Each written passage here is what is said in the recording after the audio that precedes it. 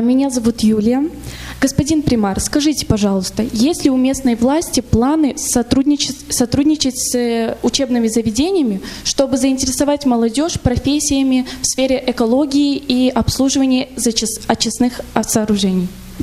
Да, Примерно, что эксперт говорил, что заинтересовать молодежь. С учебным заведением университет. Вот высадка даже этих деревьев, везде мы сотрудничали с университетом, у них лаборатория. Университет Камрадский? Да, конечно, да, с ними сотрудничали и сотрудничали с советом старейшин, также они были, но и молодежь, которая была. И в каждом учебном заведении мы тоже построили специальные футбольные поля, которые вокруг тоже высаживаются деревьями, потому что бурьян рос тот, который как в степи было 200 лет назад в Гагаузии.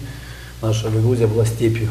И если вы заметили, в каждой школе вы можете увидеть современные футбольные поля, площадки, которые вокруг уже высаживаются деревьями.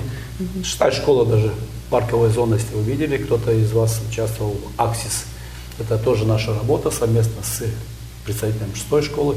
И так в каждой школе, но и сейчас в каждом учебном заведении мы строим колодцы. Потому что очень странно, что в каждом учебном заведении нет просто колодца и извор, откуда вода уходит для технических нужд. А в связи с отсутствием, например, канализационных сетей в нашем городе очень много воды под землей. Практически, если выкапывать Камрад, все качается с водохранилища с Чекмайдана, аккумулируется здесь, половина идет на русло реки, а половина аккумулируется воды. То есть и входит в подвал. Да, и поэтому мы именно занялись этими, то есть проектами, и как микропруты. В каждой школе, вот уже в 5-й школе сейчас должны тоже построить, 6-й же построили, то есть колодцы. Это тоже как часть экологических проектов. Потому что мы не говорим, мы сотрудничаем и делаем. Высадка деревьев — это само собой в школьных заведениях. И молодежь надо чаще привлекать.